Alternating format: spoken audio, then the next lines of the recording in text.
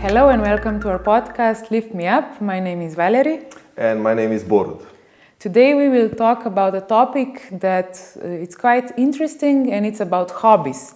We were wondering a lot in the past weeks, we were focusing only on our professional life. We were doing a lot of renovation, as we mentioned in the previous episodes. But in the last days, we figure out that actually hobbies are something that we really missed also in the period when we were doing a lot of work. And I feel like finally now the time allows us to do a little bit of hobbies. And why we want to talk about hobbies today is also because we figure out that it impacts a lot on creativity and on professional life. Yeah, exactly. To be actually professionally successful, you have to have, it's just like, you have to be healthy. Longevity is also the thread of our podcasts, and it plays a very important role in our relationship, especially because also we have an age gap, and I need to bridge at least 10 years of my gap. For longevity, the health is important, and to be healthy, you need to be professionally successful. There is a lot of clash between obligations and peacefulness, the stress that it comes along, and functionality of your life. And that's why, as you mentioned, we will talk about hobbies, right? Yeah, Borut mentioned that he needs to bridge this age gap, which is, okay, maybe it's true, but also I think in general, there's many layers, of course, but for relationship to be successful, it's important there's not a lot of stress. And maybe for us, at least, if I look on our situation, I really enjoy when we find common hobbies. We will talk today about individual hobbies, common hobbies, but maybe first we can talk about in relationship, why also common hobbies are something for connection, for stress release and stuff like that. Well, I would correct you what you just said, for relationship to avoid stress. Stress is unavoidable, and we cannot... Unavoidable. The disease is unavoidable. The age is unavoidable if you want to be alive and productive and so on. You cannot avoid that. Of course. You cannot avoid that. It's here. It's between us. It's between our world. That's how it is. That's like a price to pay for being alive. Not to be successful, but just to be alive. The common thing is that you are aware of that and you accept. These are the rules of the game. This is the rules of the game. Older you get, less flexible you are. Less. But there are hacks. And one really important hacks is our hobbies. With hobbies, there's so many things, so many great characteristics. And one of them you just mentioned, and this is like a relationship. Our professions could not be more different. You are PhD in science and artificial intelligence, high tech. I am in 19th century. Not even electricity is needed for my work. Photography, you mentioned. That's right, for glass photography, analog 19th century and so on. But we are spending for me personally, we are spending the best time of our lives. I really enjoy when we work together, when you're helping me and I'm helping you, and it's really great. So hobbies, is really good as a couple that we have really lots of hobbies. We can maybe mention what is our common hobby. So one, I would say the most interesting one, there's maybe a few things we do together, but I really enjoy woodworking. Yeah. I've never done in my life any woodworking. I didn't even want to try working with these big tools. But together with you, I found a little interest in that, a small passion kind of. Yeah. And not just that we are learning, especially me, I'm learning how to use all these tools, I'm really excited when I see that at the end of like one project, there's a product we make together. Yeah. It's not the most perfect one, but that's about hobbies, right? It doesn't have to be, Yeah. the goal isn't to do something professionally, but just to enjoy on the way, the process. If you're talking about woodworking, I mean, I done as a teenager school for carpentry, and I've learned, and from that school, I know how little do I know, you know. So I still have to learn. Luckily, the story about that, how this actually started, like about a year ago, without me knowing, Valerie signed me up for a carpentry course in Ljubljana, and I went there to learn how to do frames. And you know, from there on, you know, I really got in. My passion from my childhood came alive, and I'm very happy that you are very interested in that too. You know that, you know, and this is exactly what you're talking about. You mentioned not perfect.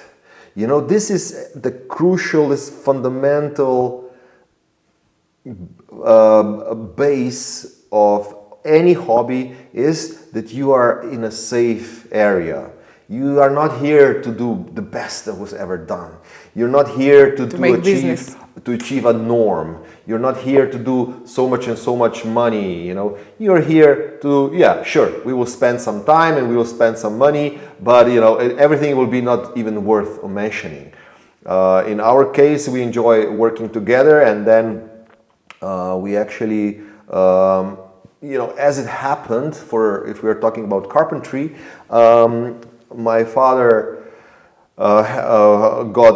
bought like a amateur 5 operation like a carpentry tool, like a machine. Big machine. A big machine for, yeah, with 5 operations. With, you know, I will not go details. And but it was in bad shape, so I brought it here, restored it, and now it's here with us. You know, we can actually do some pretty good stuff. You know, and I'm really thrilled how this hobby, or just like a kind of like a gift for me, you know, developed in our hobby. You know, our collective hobby. Yeah. Now, when you're mentioning all these tools and stuff, when I was few years ago, I was spending a lot of time with my friends who were into cycling and some other sports, and I was really surprised how much money they spend for all those bicycles and all that stuff. And now I understand, because, you know, it's a hobby of them. It doesn't matter if it's like 100 euros, 100,000 euros, you know. When you're doing a hobby and all the money you invest in that, it's actually investing in yourself. And it's something that you have to give a gift to yourself. So I would definitely encourage people to, like, if you want to spend money, spend it on yourself. Spend it on your hobbies. It doesn't have to be, of course, about money. But now I finally at least understand, when I look back and, you know, think about all those people I met along the way, not just bicycling, like collecting stamps, buying.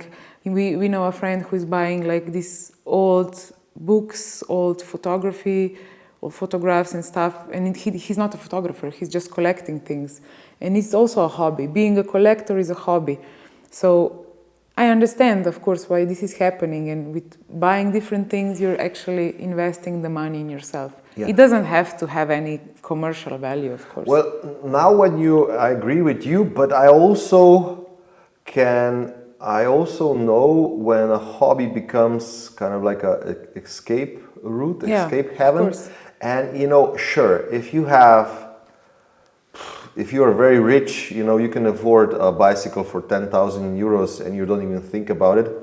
It would be like if I would buy €100 bicycle, you know, I would not even think about it. Sure, if you have this kind of budgets, go ahead, you know.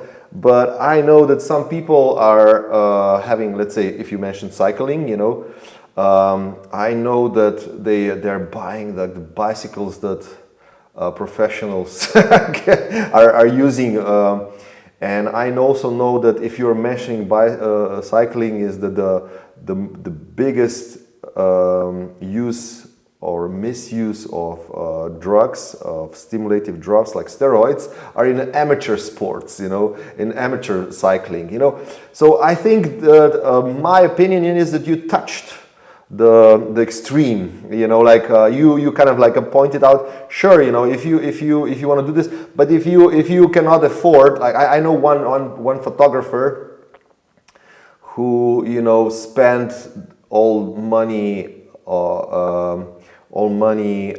for that him and his wife intended to renovate the bathroom. He spent for another camera.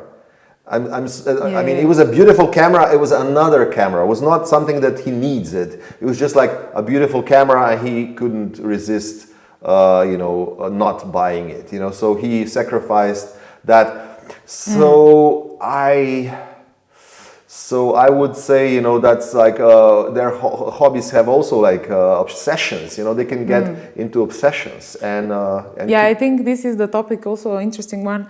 How a hobby can become an obsession, and there's a limit, of course, to that, because if the hobby suddenly impacts your personal life, it starts to limit you. Also, maybe work. Maybe some people become so obsessed with cycling, if we are talking about cycling, that maybe they take days off work, and then more days off work, they maybe start to cheat and say they are, I don't know, on sick leave, and they start to cycle. Because I know a few of the stories in that direction.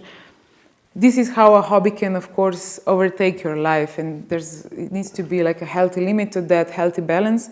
So my approach to hobbies, or how I see hobbies, is that, of course, if it enriches your life, and if it's something that decompresses you after, I don't know, long day, it's a very, very positive thing. Yeah. But it's very difficult because there's no specific, there's no instructions, like what's a good hobby. What's the limit to when a hobby becomes an obsession? Of course, when you go to extreme, and then, I don't know, you're away from your family because you're spending so much time with a hobby, that's another topic maybe to talk about addiction again, because we talked about addiction, and people are always, I would say, we all tend to have some small addictions, but when these little addictions become big, the hobby can also be an addiction. Yeah, I can share my story when hobby became addiction. So for me, a hobby, when it's beneficial and when it's not, is when you're doing it and you're expanding. Like the crucial thing is you're learning something from it. You're providing something with somebody, or for yourself or somebody else. Carpentry, we mentioned, it's our common thing, and we do, let's say, a chopping board. Soon our chopping board will be finished. For me, all my life I'm playing chess. It's good hobby, and I love it. When you get deep into it, when I studied in Prague. I was away from home for the first time, and I didn't have television. I was in a foreign country, and so on. So I was reading when I was alone. I was playing chess with a computer, and we are talking about 90s, in the middle of 90s, and I had this chess board with a computer inside, which was amazing. So it was still better than me. Anyway, so the point is, I was playing computer and I was reading books, grandmasters, and they were explaining, and I analyzed the games. It's amazing, because you literally see stories going on, like, you literally see the drama involving in yourself and so on. And when you're studying the openings and so on, you're practicing the scenarios. So anyway, it was a very good hobby where I was learning and encouraging my thinking. But I caught myself a few years ago when I checked on my chess.com how many hours have I played, and I don't know, like a lot, like 1,000 hours, something like that, or more. I'm not sure. It was a lot, like in a last decade or so. I played more than 1,000 hours, and I said 1,000 hours, and I tried to calculate how much. I said it's such a waste of time, and that was one of the reasons why I started when I delete my chess.com application. I started to play guitar, and also I didn't play chess as it should be, with thinking, I played like 1 minute. I didn't want to lose so much winning, time. yeah. I made like just 1 minute, like each 1 minute. So it's literally like a Tetris. The amount of intellectual thinking is involved is literally like Tetris. The way I was playing, okay? I'm not talking in general. The way I was playing in 1 minute, it was the same as Tetris or any other doom scrolling game. So that's why I stopped it, because I saw this is not serving me. This is just waste of time, and I stopped. And then I started to play guitar. Yeah, it's great because you mentioned that you've caught yourself doing that. Yeah. Because I think it's the most difficult part of all the obsessions and stuff like that. I know because I talked in one of the previous episodes about my problem with the weight. I was obese, and that's a food obsession is one of the obsessions, of course, but the most important thing in any obsession, or like when, let's maybe not call it obsession because we were not really talking about it, but how one hobby, one habit can overtake your life. And the most important thing is that you are self-aware of what you're doing. Yeah. Because usually we are constantly observing the world around us, like all the people, all the friends, family, and we try to, even if we don't want to, but I know we all judge things around, like, oh, this person is like that, he's doing that. But I feel rarely we look into ourselves and see what we need to change about ourselves. Because I'm sure all of us think we are perfect, even though we don't say that, but we are constantly judging the world around us according to what we feel and what we think, which is not, that's nothing wrong with that. But if you are really mature, if you have this ability to confess to yourself that something is wrong with you, because nothing is perfect, right? And then you do the change, I think that's the biggest step one can take in the maturity level. Yeah. So when you realized about the chess that it doesn't serve you, and you switched this to guitar, it's amazing because now you play guitar as well. You spend a lot of hours now playing guitar, but it's another craft you can do. Yeah, it's not only one craft. It's actually like in a what should we call in my example of chess, obsession playing chess, is that I've seen that my rating doesn't go up, and you say, okay, if I want to improve in chess, I will need to study. Do I want to study? No, I don't want to study. So okay, so this was one thing, and one really important thing is that chess I played on the computer. So I was working, writing emails, doing editing photos, everything on the screen, and then for hobby, what did I do? I look on the screen, more on the screen. So this is very important, like part, like my eyes. I am in the stage of in a denial of that my eyes are getting weaker and the focus of my screen, and then when I'm focusing a camera is not as good as it used to be. So I'm slowly facing the denial of that. So, but I've learned that looking at the screen, that I'm watching screen too much time. So I was looking for something else. And guitar is perfect. Why? Because I don't watch the screen, and I do something else. And when I was doing some research about longevity, they were testing which activity is the most what's the word? Helpful or rejuvenating people in a retirement home. And they also tried chess, but no, the chess was not coming close to the playing instrument, and especially drums, because the old people cannot. I mean, the fingers. They have limited. Yeah, they have limited, but they can still do this. And so or like this. They can still tap. They can still tap. And the instrument was far most beneficial.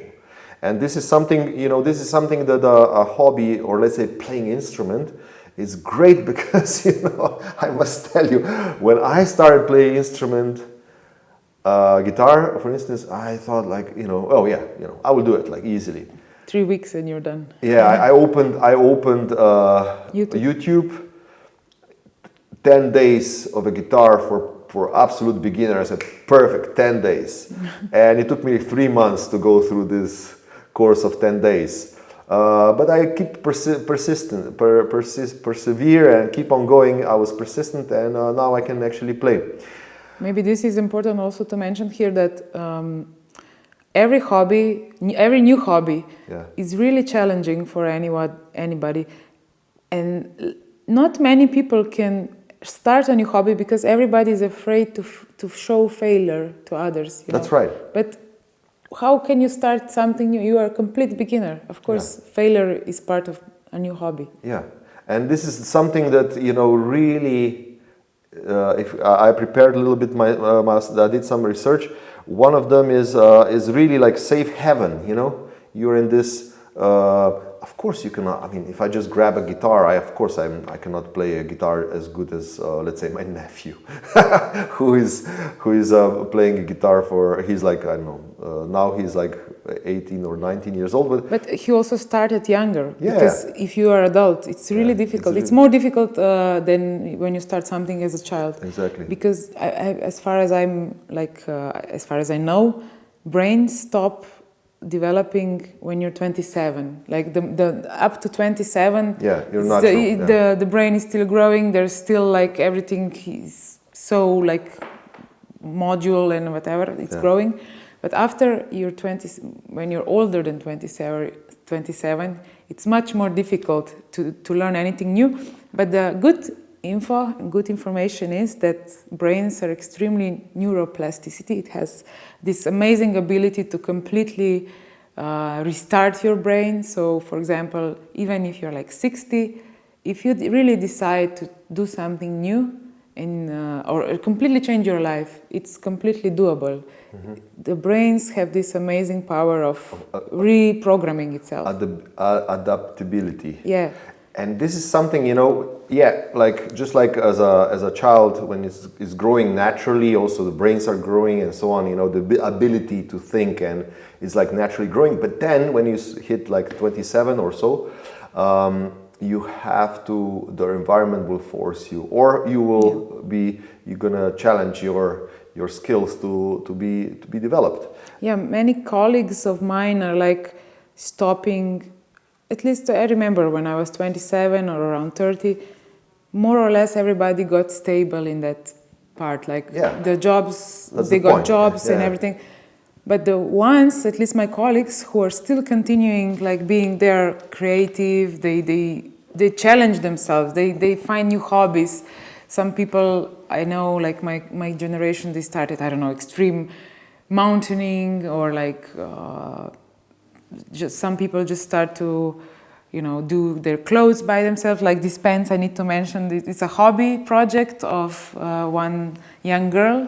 I just bought them yesterday. It's a hobby. She was mentioning that she does something else, but for a hobby, she designs clothes, she does these pants and stuff like that. So it's really nice that a hobby can also, like, you can share this hobby with somebody. But if I'm mentioning now young generation and young people, maybe I can share also my vision of hobbies when I was a kid. Somehow, I don't know if this is still a thing in primary school, but at least when I was in school, I remember every year at the end of the year, teachers asked, what are your hobbies? And they actually wrote it in the, like this, I don't know, at the end, the result, you get some paper. Yeah. And I always remember, I was not sure what are my hobbies. I was going to, like, I was part of the firefighter group, and like, I was going with like this, I don't know, taborniki. Scouts. With scouts and all that. I didn't know, is this a hobby or is this part of my life? I was really always in shock what to say when the teacher asked. And also, it was extreme pressure, I would say, when I was in primary school, that any hobby they enrolled me, like my parents, everybody suddenly expected all of the kids to be some professionals. Like, I have a few friends who have kids and they put them in like soccer, to train soccer, football. And they are cheering for them, they're driving them to the practice every day, and they are pressuring the kids to develop this in a professional life. Maybe some of them will do that, but then I see with the kids, they start to, the only focus is to win, to be the best in this hobby or whatever. And why can't we just have like hobbies to enjoy, like even as a kid, you know, just play around. It's becoming less and less important. Yeah, I think that we're going to talk about kids when we're going to make some kids, and I think I totally agree with you, but I just want to return the focus on adulthood and hobbies. We talked in the past about the burnout. I think not only us, but I think we all experience that. It's kind of like an epidemic, and I think the hobby is a way of avoiding that. Do you have any stories of that, or even like today, what the carpentry, or just you can mention what we've done like few days ago on Tuesday or Wednesday, Tuesday. I am, of course, like. I, before, like maybe around 10 years ago when I was still working in arts, I spent every free hour just for work.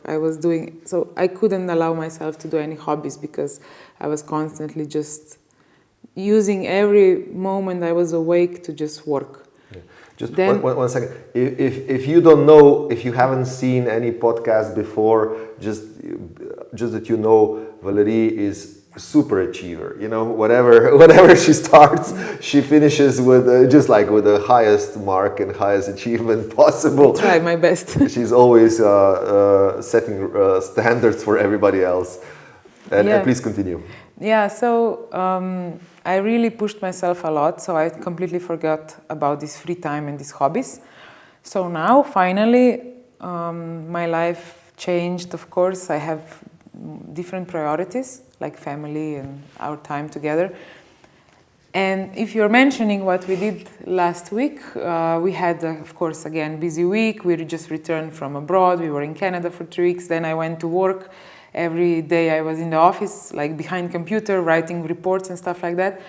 But it was such a stress relief when I came home, like on Wednesday, or I don't know what day that was, Tuesday, yeah. And we decided we will just build a compost wooden box, big wooden box, like it's kind of like 2 by 2 meters, let's say, for my mother. And together, when she was away with my father at the seaside, we surprised her with custom-made, handmade wooden compost box. And it's useful thing. It was a bonding thing between us, and also we used the big tools, the saw and everything. You like. Yeah, I really enjoyed that. It's a big stress relief. I completely, like after I came back from work, when we said, let's do that, I just switched off. There's no work. I immediately, I forgot about everything, all the stress. Because you're focused, you have to, that's the thing. Like, if we, like today, phones took all our time off, like today, like the time off means that you're doom scrolling or binge watching, but that's like very very passive way of spending time, If you're cutting, slicing the big chunks pills, of wood, chunks of wood, and you have to be very present that you don't, cut your fingers off, so this is, you have to be focused, so hobby is improving. And in a moment. Yeah, it's improving the focus, it's improving it's a stress relief, and plus, not only you've done, or not only we enjoy our relationship and our building, on the end, your mom was, oh my God, thank you so much, I wouldn't do it myself, and I couldn't do it myself, and there it was a surprise, we didn't even told her. So we achieved, we've get the benefit, the benefits or the pleasure from many ways, the benefits of many ways. The last but not least is the relationship between your mom and us, Yeah, it's important. Like family is a value I started to value a lot, especially in my adulthood. When I was like a teenager, and maybe it's a story of all of us, when we're teenagers, we're like, oh, we don't need family, let's just hang out with friends. But like the older you get, you more appreciate the family time. Family is, yeah, definitely. Family is kind of like the best story ever. I mean, it's It's we kind will of, definitely talk more in also in other episodes, I think, in the future. But it's something that makes us human. yeah, Like we're not some animals who are like individually living on them by themselves. We are a group. I also not with family. I don't just mean like blood family. You know, there's some people who have family which is not blood related, but they feel like a community. So yeah, building community is something we are yeah, also interested in the future. We will definitely work on that also definitely. about community of photographers, artists, like-minded Yeah. people. So we're so thankful also for people who are following our podcast, I would say. Okay, absolutely. And I just want to say this. We talked about carpentry, we talked about chess. This is actually came from my youth, from my hobbies from when I was teenager. But I want to ask you, but this is crucial because these hobbies usually are rooted in a childhood. So I want to ask you if you can think of any hobby that in your life you've done or you still think that you would like to do. What would that be? I have maybe two interesting stories. One is that when we learn about hobbies in a primary school, like in third grade, I still remember there was this notebook which says hobbies are, and then there was a few hobbies there listed just because they had to list a few hobbies. And though it was very weird hobbies like stamp collection, at least weird for me, like stamp collection and I don't know, crochet, whatever, something. And teacher said, write your own hobbies, and I just looked at that page and I saw stamp collection and I wrote stamp collection. That's my hobby. I didn't even know what that is. And then I remember I came home and I said, well, I will start collecting stamps. And my parents were like, okay, how are you going to do that? I said, I don't know, let's buy some stamps. And I remember for like 2 months we were buying stamps. I didn't even know why I had them. Suddenly I had many stamps. And my father bought me a notebook. We were putting the stamps in, and I was so shocked every day. Why am I doing that? But it's like I need to have a hobby. Let's collect these stamps. I think I still have it somewhere. And then after like 2 months, I remember I was talking with somebody. I don't know with who, but it was a bit older person, and they said, "Oh, are you enjoying collecting stamps?" And I said, "No, but it's a hobby. I need a hobby." So then this person told me, you don't have to do it if you don't like it. And I said, okay, I will stop. It's a weird period. So that was my period of collecting stamps. But then a few hobbies I really enjoyed was doing them with my grandmother. So she taught me a lot of these old, I don't know, crafts. For example, one of the hobbies we did together almost every weekend was sewing. I was sewing with her. She taught me how to, use fabric and do the sewing. That was a nice hobby. And I don't know how is it in English, lichkanje, and making with corn. So we cut the corn from the field. Yeah, we peeled the corn cobs, and then we dried all the things. And then we made like braids, and with that braids we made like shoes, bags, and anything from that. Yeah. So I don't know what's the word for that in English, but it's a useful craft. But also we spend a lot of hours together doing that. It takes like 5 hours at least to do something useful. And she was telling me the stories while we were doing that. She was telling me about life. It was a nice bonding moment. And also I felt nice, doing something with my hands. Yeah. I personally, I've had lots of hobbies. Like I was playing all the sports that I could get, running all the time. My favorite sport was hockey on rollerblades because there was no ice surface there. I rollerbladed or skate like days, like during the summer break.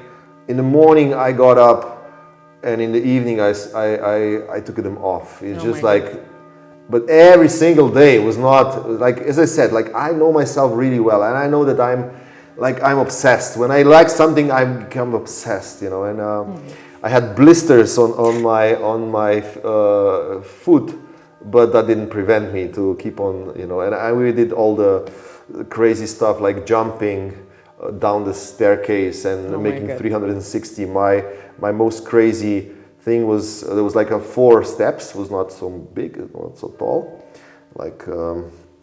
And then what I've done is like I went like full speed into the stairs. I flipped, so I was going backwards towards the stairs, and when the stairs came, I jumped and I spun like 360 degrees, and then I rolled back again.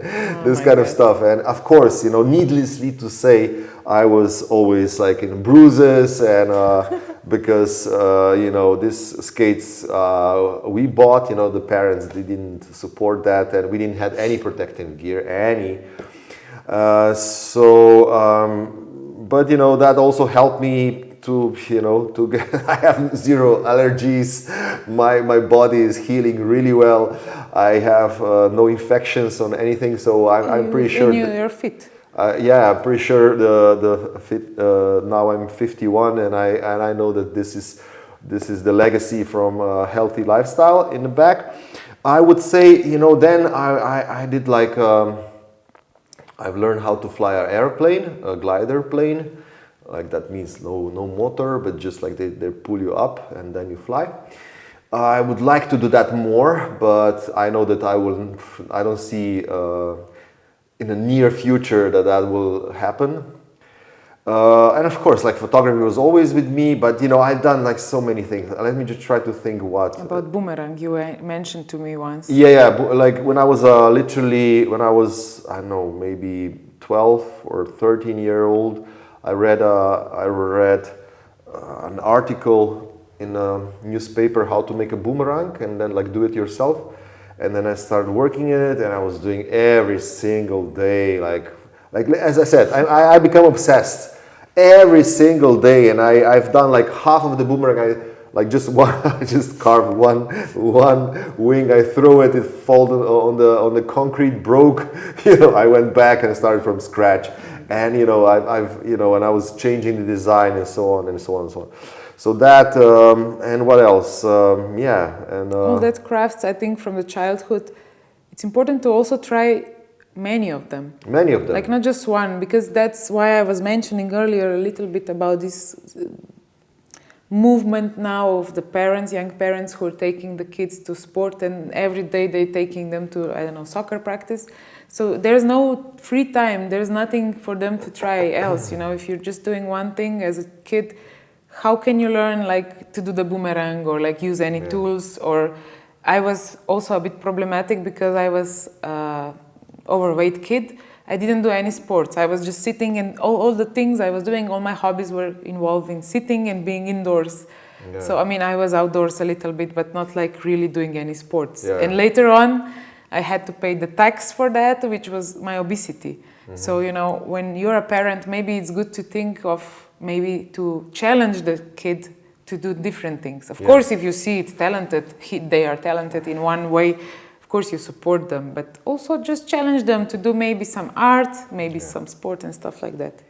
Well, that's the thing. Like, you know, I am a parent of 3 kids, and I'm always wondering. I mean, now we are overprotecting our kids. You know, like I don't know how your parents were, but I'm pretty sure they were the same as mine. You know, they didn't even know that you were existing. You know, they were working, they were making their house, they were building. You know, and they just said, okay, lunch is this, dinner is this. Like off your. See you later. See you later. You know, kind of like you're off with your friends, and that's how it was. Like at least for me, like especially in the summer vacation.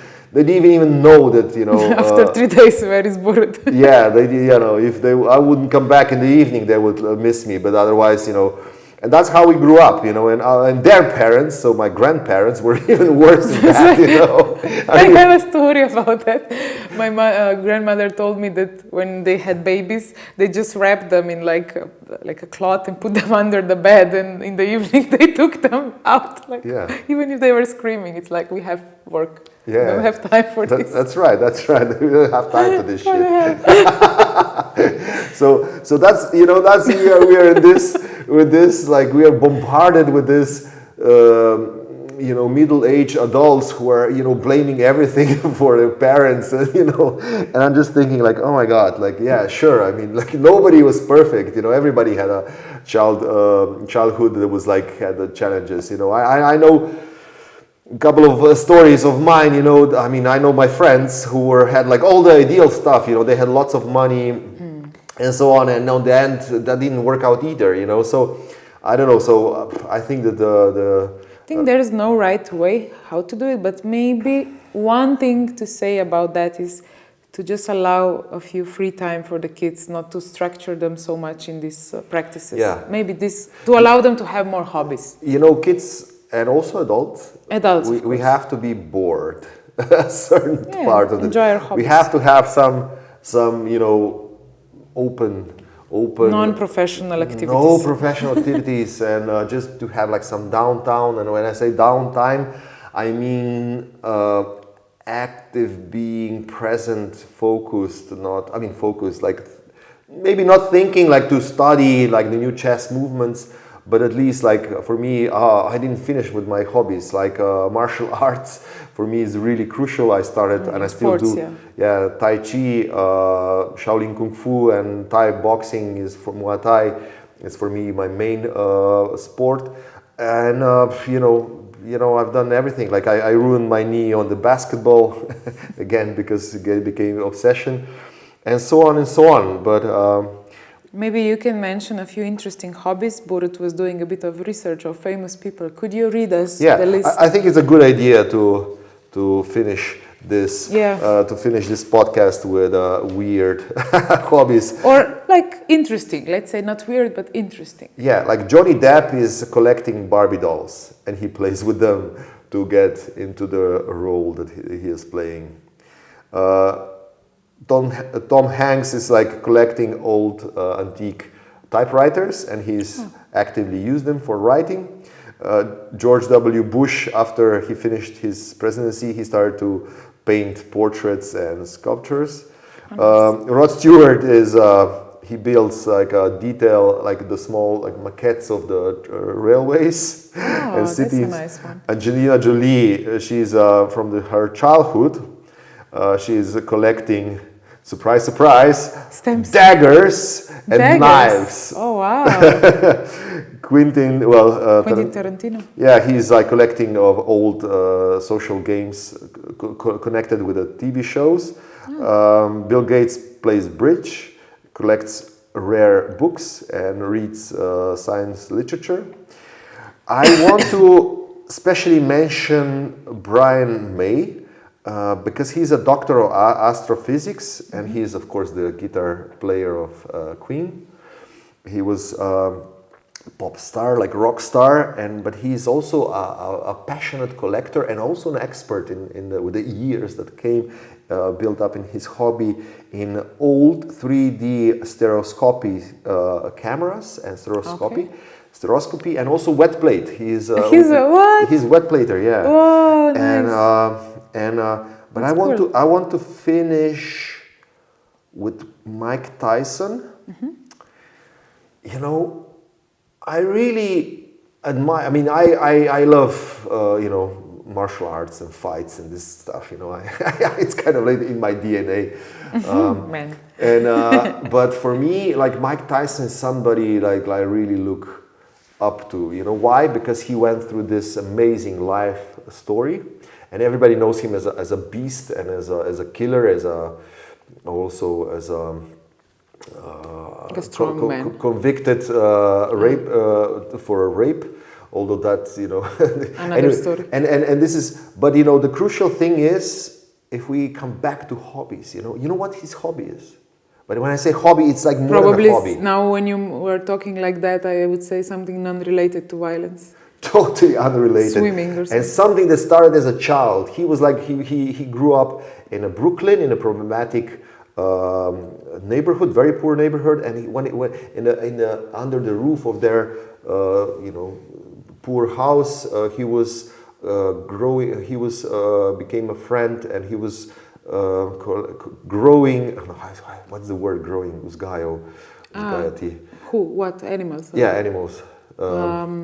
What kind of Anyway, animals? he was feeding and taking care of the pigeons. Ah, breeding pigeons. Breeding is the word. Like he was breeding. Growing pigeons. Yes, growing pigeons. He was Ah, breeding. He was but breeding. that's a nice hobby. I heard about it's a Yeah, thing. It's like people are obsessed with that. There is yeah. some people doing And that. Yeah. then when he It's loved a his thing. Yeah, or he loves his pigeons. pigeons, and then Oh, when he was a young child, like 10, 11, 12, something like that, a bully in his neighborhood grabbed, and he was like, the bully was at least 5 years, like much bigger and older. yeah, Yeah. older. He grabbed his pigeon, and he asked, like, please, would you give me my pigeon back? You know, this is really. The pigeon had a It means a name. lot. I forgot Yeah, about the yeah. name, and the bully broke his The neck. neck of the and threw the pigeon Pigeon. in Mike, and he just lost it, and he jumped and he knocked this guy down, like cold down, like he just like, and he was keep on beating him, Oh my God. and they put him back, and then everybody was like, oh my God, you know, This guy is strong. this kid can actually fight, and then first time he actually thought of himself that he can actually defend. Oh wow. And they start performing street fights, and he was good at it. And then he met Castagnato, the legendary boxer. He because he didn't have parents, literally, like, you know, the parents had the drug issues and so on, and so he took him So under his his hobby custody. somehow prepared him Yeah, for that life. and now even when he's rich and you know, he's taking care of his Pigeons. pigeons. You know, he Wow. has this really big collection of pigeons. So maybe that's why, like, when I'm looking at my life, like in the last few years, I'm returning a little bit back to the skills I was growing up with, like all this farm life when I was spending a lot of time with my grandmother. I was living between that childhood period and now I was living in major capitals, in huge cities. I completely forgot about everything. But now, you know, together with you, I'm rediscovering things I enjoyed as a kid. So maybe it is really the most crucial part, what hobbies you do as a kid and they impact your adult life. And I want to mention another world champion of boxing, and he's Vasily Lomachenko. He's Ukrainian, and when he was 9 years old, like, box was for him everything. Like, for him, boxing was the best. And then his father, who was also a coach of his, he put an ultimatum: you're gonna stop boxing, and you're gonna start to do the traditional Ukrainian dance. Wow. To start, and he was doing it for even 4 years. He did like 4 years of dancing before he was allowed to go back to the ring. And this, because he learned the dancing and the tapping and the rhythm, that made him, like, you know, the amazing, that made him world champion and Olympic. I think he also won Olympic medal, I'm not sure. Because he could catch, you know, he could see everything, he could have a rhythm, he could move much faster and much more smoother than any boxer can do. So he learned that from dancing, you know, and traditional dance is not. So that's very interesting. So, and that actually Learning different skills definitely helps. Yeah, and this is what's called multi-pollinating. What's the word? What's the word? English word when it's like cross-pollinating. This is cross. I mean, interdisciplinarity in general. Yeah, yeah. I would say it's like not just in hobbies. It's like in science. Lately, I see the trends that interdisciplinary approach is like the only way that will work in the future. Because especially in the age of AI, it's something that if we don't do interdisciplinary things, we will just like be under the robots, under all the technology who will overtake our life. So, what do you see any hobbies in the future to develop, or to? Definitely. I mean, I'm curious. We will definitely have to talk about robotics in the future, how the robots will become part of our lives. So I think even just mentioning robotics, it will open some new hobbies, what we can do with robots as companions. And I would say anything can be a good hobby. Just allow yourself to have some time with that, and don't get too obsessed with the hobby. It should complement your life but not overtake your life. Yeah, that's something that I experience in my life many times. Balance is important. Yeah, that's true. In anything. Balance, and also to not just think about yourself but also the people that you're together with. Impact is always something. For me, I would like, I don't know, in the future, I don't know, maybe I just want to experience like more flying. I would love to do that. I would like to do more carpentry, which I know maybe I will. A new instrument. Well, something with the drummer, yeah. So maybe that'll be good. But otherwise, and more of the forest skills, like surviving bushcraft. Bushcraft, yeah. Yeah. And like, you know what I would love to do? To make a knife or an axe. Oh, I need to introduce you to my friend who's doing that. We will do that. Everything that in the future. So yes, we are full of new ideas and new plans. So thank you for listening. Please follow us, subscribe, and check also borutpeterlin.com. He has many workshops for photography. Yeah. And peterlinwolfgang.com is our studio address. You can find us here in Slovenia in this monastery Mekinje. So please stay tuned and leave us a comment if you want to listen to something special or specific topic in the future. Please share your hobbies and how your hobbies reinvent your life, how your hobbies got in touch with your inner self, like Tyson did with the, and this, just share your experience and if that actually made a sense. And if somebody is collecting stamps, let me know how does that feel. Thank you so much for watching. Thank you. Bye-bye. Oh la la. Lifting up. Whoa. Say goodbye.